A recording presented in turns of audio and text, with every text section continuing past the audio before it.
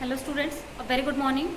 So here today let's discuss some of the questions. First of all, numericals on the topics that we have studied yesterday, and as in yesterday class we have studied for the laws of motion and especially the second and third laws of motion. So for the third laws of motion, like we have seen some of the problems for horse and cart problem, we have seen for the lift elevator problem. So let's see some numerical problem, how to solve it, how to understand it. So here the first problem we have, this is an elevator weight 4000 kg when the upward tension in the supporting cable is 4800 Newton. So what is the upward acceleration starting from rest? How far does it rise in 3 seconds? So here another question, first what is given? The mass of elevator is given. Suppose the elevator has mass m and this is given now 4000 kg. Now the next thing is given the weight of the elevator. How can we first find out?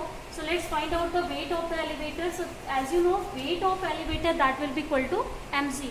So if we will multiply now z into this one, so this will be now weight of the elevator. Next one, if we will see that in our given things, then when an upward tension is supporting cable is given, so upward tension is given, this is now 48,000 Newton. Now what we have to find out? We have to find out upward acceleration. So if you will see now, this is if our lift, and this lift, its weight is working in downward direction and the cable through which it is going in upward direction. So upward tension is working. Now we have to find out what will be the value of acceleration now. So what will be the value of net force that is acting on the cable? So just now, as in yesterday class I have told you this type of problem. So if the lift has to move in upward direction with some acceleration A, then it means that the force that is acting due to this acceleration, that will have value T minus of mg, because T is in upward direction, mg in downward direction. So net force should be in upward direction. So this should be T minus mg. So let's write down now the value of T. So value of T we have, this is 48,000 minus mg as its value you can find out, this is 4000 and 9.8 you can multiply. Now if you will solve this one, then you can find out the value of F dash. So as after multiplication this value is obtained at 32,000. So if you will just take the separation of 39,200, this will be obtained. So let me write just that first. This is 39,200 Newton. And after that if you will solve, so this is obtained as the whole of the value now 8,800. So this is the force that through which the lift is moving in upward direction. Now we have to find out the acceleration. So as acceleration, that is given by F is equal to m into a. So from here, as from using, just use the second law of motion, and by that one you can find out the acceleration through which lift is accelerating. So as F dash is equal to now 8,800 and m has value that is given 4,000. Now you can solve, and it is obtained as 22 here exactly 2.2 you will obtain meter per second square. So this is the acceleration through which our lift is just accelerating in upward direction. Now the second question in the same, it is given starting from rest, how far does it rise in 3 seconds? Now as you can see, lift is going in upward direction, means it is moving along the straight line. So we can use the equations for the straight line for this problem now. Let me just rub it first. So according to the equation of motion, as we have to find out the distance covered by the you can say lift in 3 seconds, then we can use the second equation of motion. According to this is S is equal to ut plus half of at square. So as we have to find out u from rest, it is given, so u will be now 0 and it is half at. half times A has value just now we have calculated, this is 2.2, and time is given in 3 seconds. So 3 square if you will write, this will be 9. Now you can cut it, this will be 1.1, and finally we will obtain 9.9 meter. So it means that in 3 seconds lift will go in 9.9 meter in upward direction.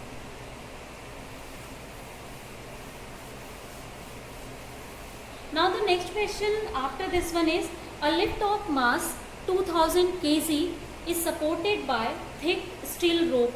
So here if maximum upward acceleration of the lift is 12 meter per second square. So here acceleration of lift is given 12 meter per second square now in our question. Next one here, and the braking stress for the lift or braking stress for the rope is given, that is 2.8 into 10 to the power now 8 Newton per meter square. So this is the stress that the rope can bear, and after this one if you will provide the greater stress than this one, then rope will break now. Next one, what should be the minimum diameter of the rope? Means to bear the stress, what should be the diameter of the rope now? So here you know, whenever the lift that is moving in upward direction, then what will be the tension? So if F dash is the net force, then tension can be written as F T minus mc, or you can write just calculate tension from here. This will be F dash plus mc from here, and as F dash can be written as ma, then this will be m of z. So m can be taken as common, this will be now a plus z. Now we can calculate what will be the value of this tension. So as mass of is given, lift of mass 2000 kg is given. So in the place of mass let's write 2000. A is given, that is 12. G has value 9.8. Now if we will write all these values and if we will solve it, then its value is obtained as 22,000 Newton. So this is the value of tension in the rope. Now as you can see, what is this is the braking stress. So stress is defined as force per unit area. So this is now force per unit area of the rope, that is the force is applying. Now we can find out what will be the here diameter of the rope. So from here, as this equal to now, so here this is F is what? This F is the tension that the rope is bearing, because on the rope due to the weight of the lift or elevator, the tension is working, and that tension will make the rope very weaker, and if that tension will be greater than the braking stress, then that time rope can break. So to bear that tension, what should be the diameter, that we have to find out. Now we can use this equation. So let's use now, let me just rub it. So from here you can write 2.8 into 10 to the power 8 now. F, that has value just now we have calculated 22,000, and A here as diameter we have to find. Then you know, if a cable we are using, that will have circular cross section, so that's area will be pi r square, and if you will convert into the form of diameter, so this will be pi d square by 4. Now you can solve this whole equation and you can find out what will be the value of now d square from here. So that d square will be equal to 22,000 upon 4 into 5 into 2.8 to 10 to the power 8. Now solve it and then take the root of this equation, that will provide you the value of diameter. So the value of this square is obtained as 10 power minus 4, and if you will solve this equation, then d is obtained as 10 power minus 2 meters.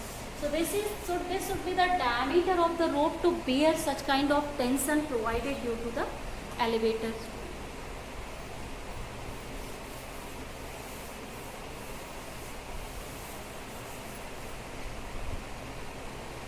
after this, let's take one more example here. So question is, an elevator weighing 5000 kg is moving upward and tension in the supporting cable is 50,000 Newton. Then first find the upward acceleration. So this is just the same kind of problem that we have discussed before. So here in our elevator, first let's write down the mass that is given. This is 5000 now kg, that is the mass is given. And next one, the tension in the supporting wire, it is given, and that is 55,000 kg. Then we have to find out the acceleration. So again, as lift is moving in upward direction, then you know that the net force is equal to tension minus weight of the elevator. So from here, as F can be written as mass into acceleration through which the lift is or elevator is accelerating. From here you can calculate now the value of A easily. So value of A can be calculated T minus mg upon m. So T has value now 55,000. Now m has value 5,000. Z has value 9.8. And this whole should be divided by now 5,000. And now if you will solve it, then that will provide you the value of acceleration. So the value of acceleration after solution is obtained as 0.2 meter per second square. This is our first question. Now in the same question it is given, how far does it rise in the time 10 seconds starting from rest. So again the same thing, you have to use the second equation of motion. S is equal to now ut plus half of at square. So as u is 0, then s will be equal to half at square. So half, a has value 0.2, t has value 10 seconds. So if square you will do, that will be 100, and you will solve it 0.1, and finally you will obtain that is equal to 10 of meter. So in 10 seconds the elevator will go 10 meter.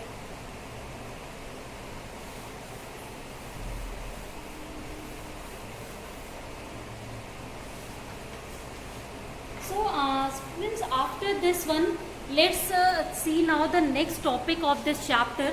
So the next topic of the chapter is conservation of linear momentum.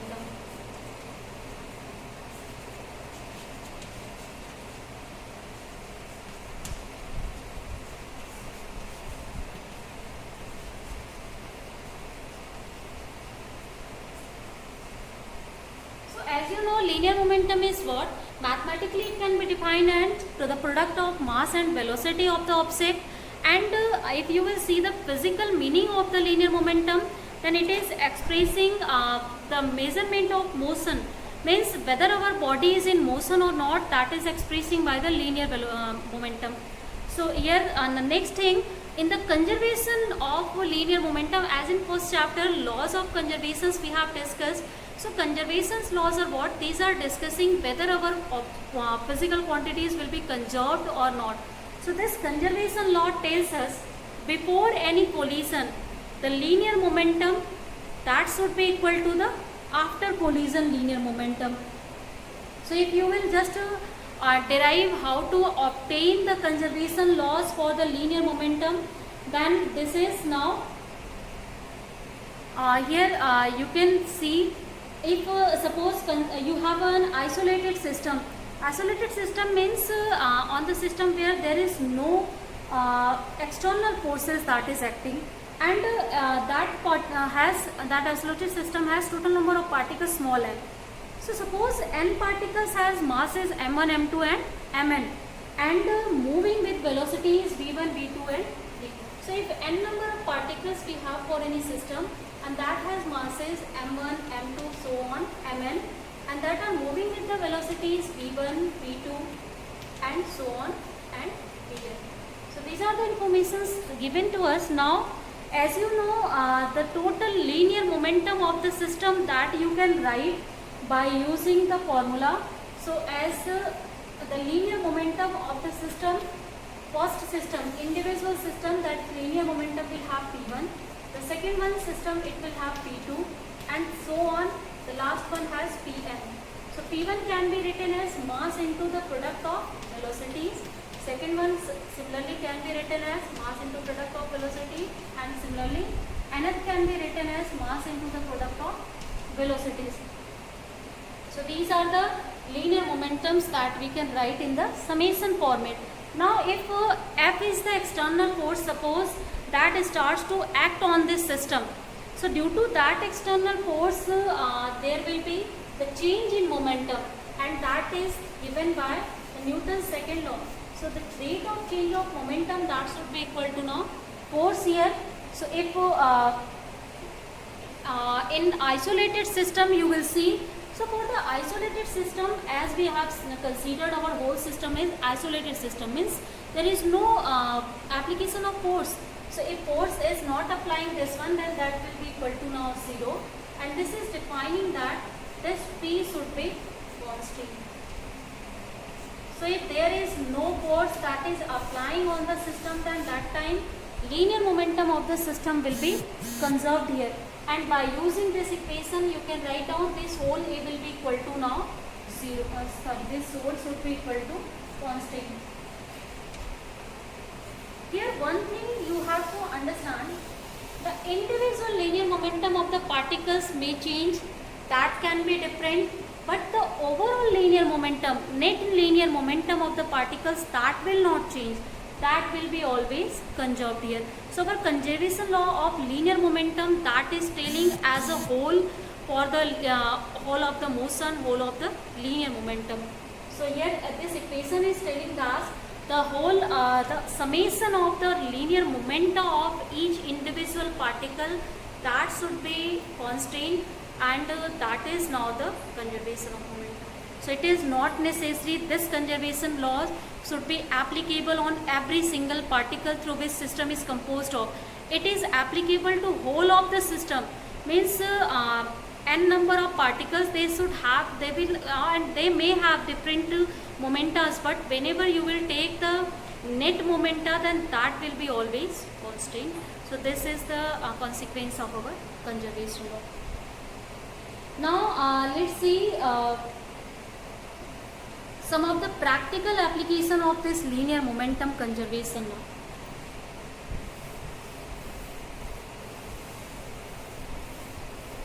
That we are facing in our daily life. So in the practical application, the first practical application, that is recoil of gun.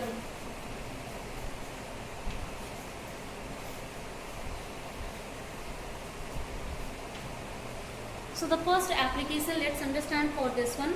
So if suppose m is the mass of the gun and small m, if capital M is mass of gun now and small m, this is mass of now bullet. Now before firing, both the gun and bullet both are at rest, and after firing the bullet move with some of the velocity and gun will also move with some of the velocity. So suppose the gun that is moving with velocity capital V and bullet is moving with velocity small v.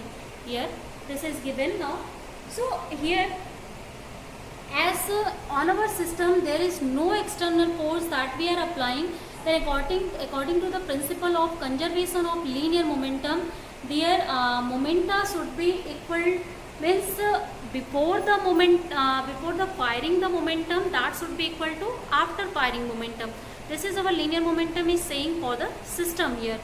Means if before firing all both of the bodies were at rest, then that will have the momentum 0 obviously, and after firing as gun is moving with velocity v, so it will have linear momentum m into v, and this bullet is moving with some velocity small v, so it will have linear momentum this one. So this is our consequence of conservation of now linear momentum. So from here you can find out, if you know through which velocity the bullet is moving, then the gun that is required with which velocity you can easily find out this one. So this can be given by this. So from here in this equation you can see you are obtaining negative sign. This negative sign is telling us whenever bullet will be fired from the gun, then if bullet is going in forward direction, then gun's velocity that will observe in just opposite direction. So always whenever we are firing some of the bullet, then that time gun is recoiled in backward direction, and that you can understand by this negative sign. And means or through the conservation of linear momentum we can understand this concept very easily.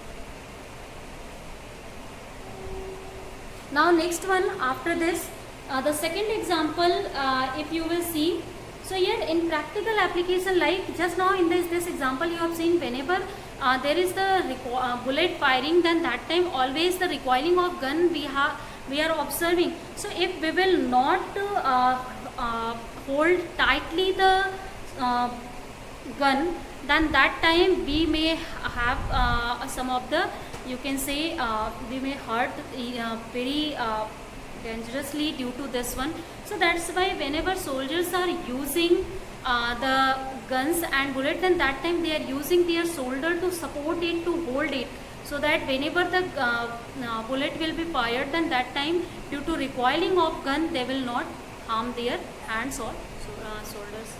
Third, here example if you will see for the conservation, that is the whenever a man jumps out of a boat, for the you can say shore, whenever and the boat slightly moves away from the shore. So whenever you are just you have seen this one in your daily life also. So whenever someone is jumping from the boat to the shore, then that time whenever you are jumping in forward direction, then as before jumping both boat and you was at rest, but suddenly due to your jump you have some velocity and boat will have some velocity. So again you can just use the same formula. Suppose v is the velocity of boat and m is the mass of the boat. V is the velocity of your body and m is the mass.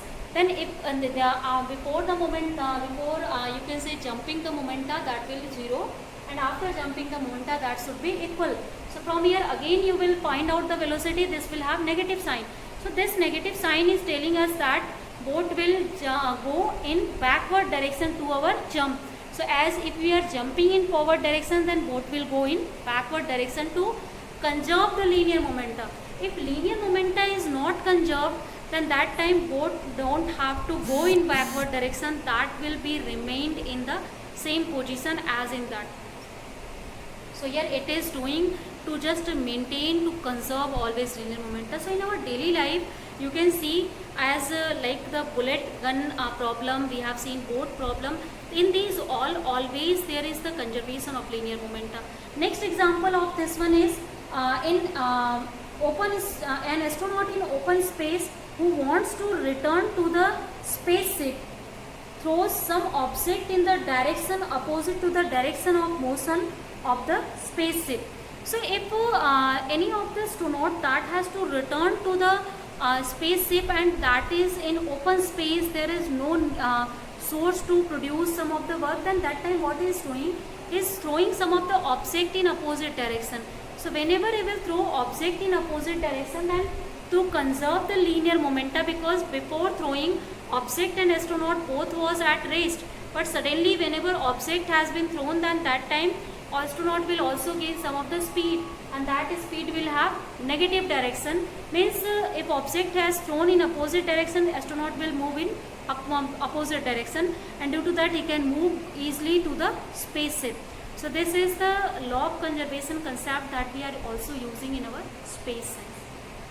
Next example, like you have seen the rockets and jet planes, their working principle is the conservation of momentum. So if this knowledge we will not have, then that time even this time we haven't been successful to make any kind of satellite rockets or jet planes, because whenever jet planes or rockets we are using some of the fuels here, and when we ignite that fuel, then due to that fuel some of the pressure or some of the velocities to the ignition fuels, that is providing to the ground, and the opposite velocity that is observed that time in opposite direction, in upward direction. So it means that rockets start to go in upward direction. So whenever we will just you can say give some of the velocity is in downward direction, it will give some of the velocity in upward direction. Exactly, conservation of momentum is what? It is also a part of way of the, you can say, Newton's third law of motion, action and reaction. Always we are saying actually in terms of linear momentum conservation also here. So next example, like explosion of bomb you are seeing. So suddenly if some of the bomb is thrown by the airplane and suddenly it explodes in number of parts, then all parts that will before explosion, if you will see, suppose before explosion the bomb that has mass capital M and that was now moving with velocity capital V. So this is a bomb, suppose, that has mass M, that is moving some velocity U, suppose. This is the velocity, and after explosion, if it is converted now in number of parts, suppose it has 3 of the parts and that has different masses M1, M2 and M3, and these all started to move with some different velocities V1, V2 and V3. So according to conservation of linear momenta, before explosion of the bomb, the momenta, that is M into U, that should be always equal to after explosion of the bomb, the momenta. So this is now M1 V1, this is M2 V2, this is now M3 V3. So this is the example of this one now. So as students, I think the conservation of linear momentum and examples are now clear. So let's end our class here for today. The rest of the things let's discuss in next class.